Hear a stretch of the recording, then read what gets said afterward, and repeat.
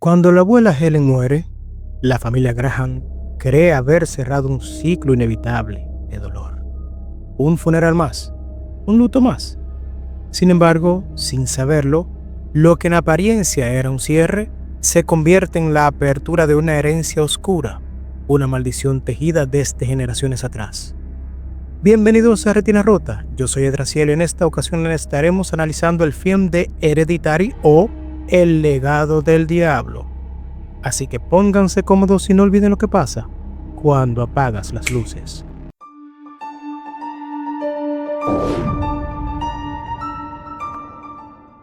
La historia inicia en una ciudad tranquila de Utah, donde el padre, Steve Graham, despierta a su hijo adolescente Peter para que se aliste para el funeral de su abuela. La casa está en silencio, pero falta alguien. Es Charlie. Esta es la hija menor de 13 años. Steve la busca y la encuentra dormida en la casa del árbol. La despierta con prisa mientras Annie, la madre, espera dentro del coche ensayando nerviosamente las palabras que pronunciará en la ceremonia. Durante el funeral, Annie logra dar un discurso entrecortado, marcado más por la incomodidad que por el afecto. Su relación con Helen había sido compleja, llena de secretos y cicatrices. En un rincón, Charlie permanece absorta dibujando extrañas figuras y lanzando ese chasquido con la lengua que desde ese día resonará como un presagio inquietante. Se lo hacía saber, seguro era. Al acercarse al ataúd, fija sus ojos en el dije que cuelga del cuello de su abuela, como si supiera que aquel objeto guarda un poder desconocido. La familia regresa a casa con el peso del duelo. Annie, artista de miniaturas, se refugia en su estudio rodeada de dioramas que parecen ser un reflejo de su mente, pequeñas réplicas de escenas familiares, recuerdos congelados en escala diminuta. Steve intenta mantener la calma, sostener el equilibrio, mientras Peter se encierra en su mundo adolescente y Charlie se convierte en la depositaria de una melancolía que no logra comprender. Esa misma noche, la niña confiesa a su madre que Helen siempre había querido que ella fuera un niño, y la pregunta que le lanza es tan simple como devastadora. ¿Quién cuidará de mí si tú mueres? Annie, sorprendida, trata de tranquilizarla, pero dentro de sí misma la duda y la inquietud comienza a crecer. La primera sombra aparece en el estudio de Annie. Entre fotografías y cartas heredadas, encuentra una nota escrita por Helen. En ella, su madre le pide perdón por secretos nunca revelados, prometiendo que todo algún día tendrá sentido. Annie siente un escalofrío y en la penumbra cree ver a su madre observándola con una sonrisa desde la oscuridad. Sobresaltada, aparta la mirada y esconde un diorama perturbador, la representación de Helen intentando amamantar a Charlie cuando era una bebé. Un gesto de control y manipulación que Annie nunca logró olvidar. Mientras Charlie vive aislada en su propia mente, en la escuela desarma juguetes para crear figuras extrañas. Cuando un pájaro choca contra la ventana, la niña observa el cadáver con frialdad, toma unas tijeras y corta su cabeza, guardándola como un trofeo secreto. De regreso a casa, ve una mujer desconocida al otro lado de la calle, alguien que le saluda con un gesto demasiado familiar, como si la conociera desde siempre. Charlie es un enigma viviente. Sus conductas desde niña reflejan rasgos parecidos al espectro autista: dificultad para conectar con otros, intereses restringidos, repeticiones de patrones y una aparente desconexión emocional. Pero lo más inquietante es su vínculo natural con lo extraño, como si desde siempre supiera que no perteneciera del todo a este mundo. La tensión crece. Steve recibe una llamada inquietante. La tumba de Helen ha sido profanada. Decide ocultarlo a Annie, temiendo que el golpe la destruya aún más. Annie, por su parte, finge ir al cine, pero en realidad acude a un grupo de apoyo para personas en duelo. Frente a extraños, confiesa lo que nunca había dicho en voz alta. Su madre había padecido de un trastorno de identidad disociativo o TID. Este es un trastorno mental en que la persona tiene dos o más personalidades o estados de identidad que toman el control de su comportamiento en diferentes momentos. Su padre tenía depresión psicótica y murió de inanición, y su hermano esquizofrénico, se quitó la vida. Annie Graham, una mujer que carga con una infancia dominada por el control de su madre y con una genealogía llena de locura y tragedia. Sus dioramas en miniatura no son simples piezas artísticas, son intentos desesperados por reducir el caos de su vida a algo que pueda controlar. Su perfil psicológico muestra claros signos de depresión profunda, culpa paralizante y episodios disociativos que la hacen perder la noción entre la realidad y las alucinaciones. Los días se vuelven cada vez más pesados. Charlie, como hipnotizada, sigue luces extrañas que aparecen en su habitación y en el bosque detrás de la casa. Annie intenta mantenerse enfocada en su trabajo, pero su hijo Peter la interrumpe pidiéndole permiso para asistir a una fiesta. Annie acepta, pero obliga a que Charlie lo acompañe. Esa decisión aparentemente insignificante cambiará para siempre el destino de la familia. En la fiesta, Peter intenta acercarse a Bridget, una compañera que le gusta, mientras Charlie vaga sola entre desconocidos. La niña come un pastel de chocolate sin saber que contiene nueces, a las que es severamente alérgica. Minutos después comienza a ahogarse, su respiración se corta y el terror se apodera de sus ojos. Peter, en pánico, la lleva en coche a toda velocidad hacia el hospital. Charlie, desesperada, saca la cabeza por la ventana buscando aire y entonces ocurre. Peter gira bruscamente para esquivar un ciervo muerto en la carretera y la cabeza de Charlie choca violentamente contra un poste de teléfono. El silencio que sigue es sepulcral. Peter no se atreve a mirar atrás. Con el rostro petrificado, conduce hasta casa. Se acuesta en su cama y espera. Al amanecer, los gritos desgarradores de Annie resuenan por toda la casa cuando descubre el cuerpo decapitado de su hija. El dolor entonces la consume. La familia queda sumida en un duelo insoportable.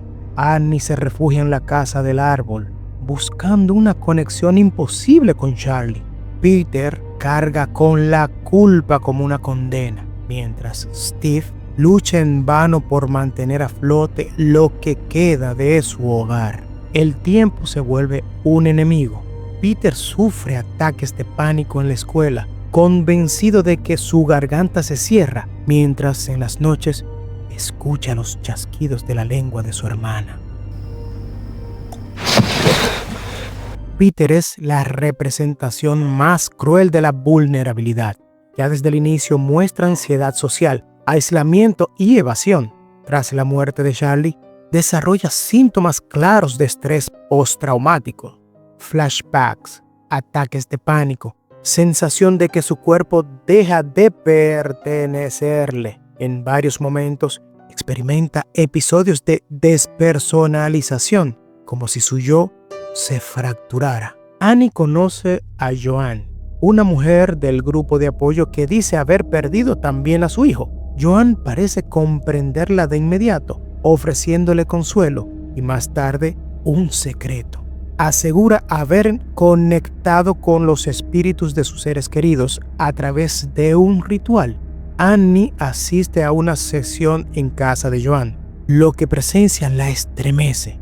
Un vaso que se mueve solo, mensajes escritos en una pizarra y una fuerza invisible que se manifiesta. Joan insiste en que Annie puede contactar con Charlie si sigue las instrucciones, utilizando un objeto personal y repitiendo un hechizo en presencia de toda su familia. Annie duda, pero la esperanza de volver a sentir a su hija es más fuerte que su miedo.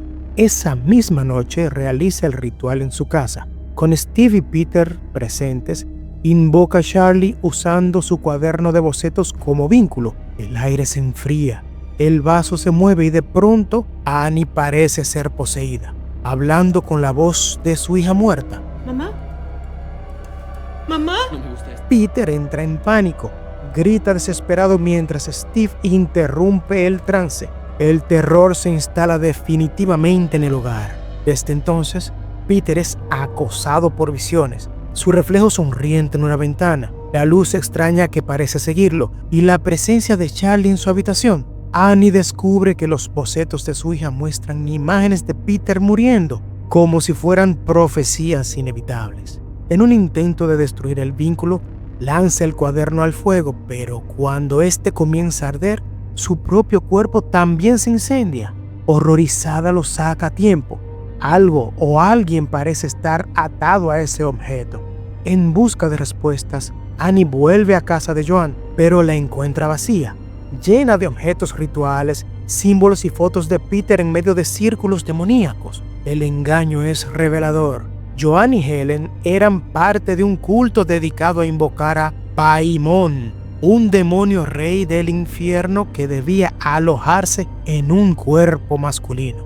Helen, la abuela, su figura domina como una sombra omnipresente. Su perfil psicológico es el de una persona paranoide y manipuladora, obsesionada con el poder y con el control. Desde la psicología familiar, ella es la raíz del trauma transgeneracional, la mujer que transmitió enfermedad, dolor y muerte como herencia. Su obsesión con el culto y con el demonio Paimon revela un delirio místico reforzado por una frialdad narcisista, la disposición a sacrificar a su propia sangre con tal de cumplir un pacto.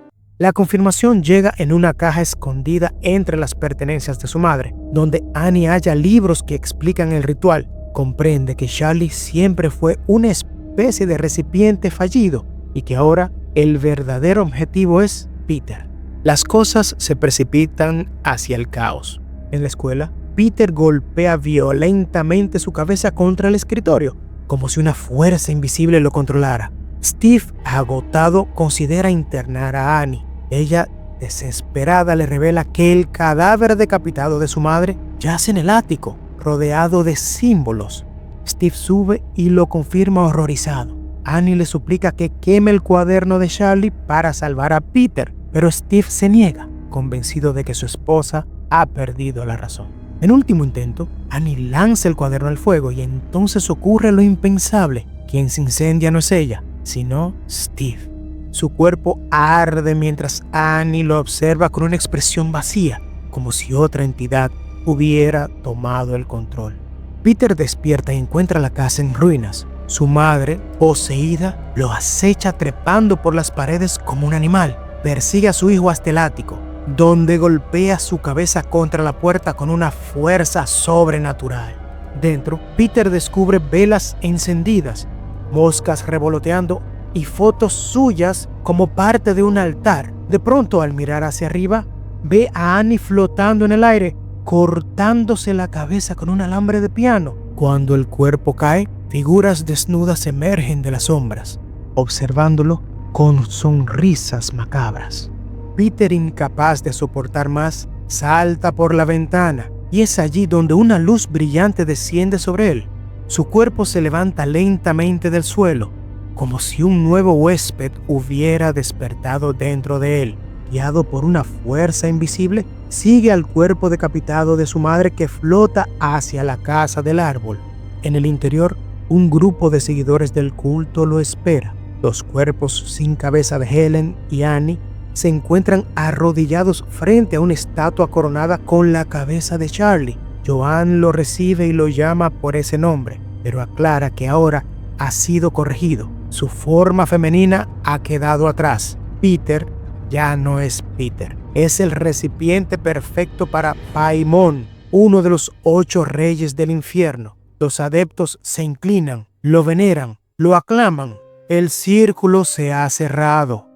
Y así concluye esta historia de legado y horror, donde la herencia no es de bienes ni recuerdos, sino de oscuridad y demonios. Los Graham, como piezas de un tablero infernal, nunca tuvieron opción. Hereditary no es solo una historia de terror, es un estudio de cómo el trauma se transmite de generación en generación. Annie, consumida por la culpa y la disociación, representa a la madre fracturada por un pasado que nunca pudo superar. Steve, el padre, simboliza la racionalidad impotente, atrapado entre el miedo y la negación. Peter, adolescente, es la víctima de un destino que le arrebata su identidad, mientras Charlie encarna la inocencia moldeada por fuerzas oscuras, destinada a convertirse en un recipiente de maldad. Y Helen, la abuela, es la raíz del mal, la voz silenciosa que controla y manipula incluso desde la muerte. Al final, Hereditary nos recuerda que el verdadero terror no reside solo en lo sobrenatural, sino en lo que heredamos, secretos, traumas y heridas invisibles que pueden arrastrarnos hacia la oscuridad sin que siquiera lo percibamos. Muchas gracias por llegar hasta aquí. Suscríbete y comenta. Sin más nada, pues, hasta la próxima.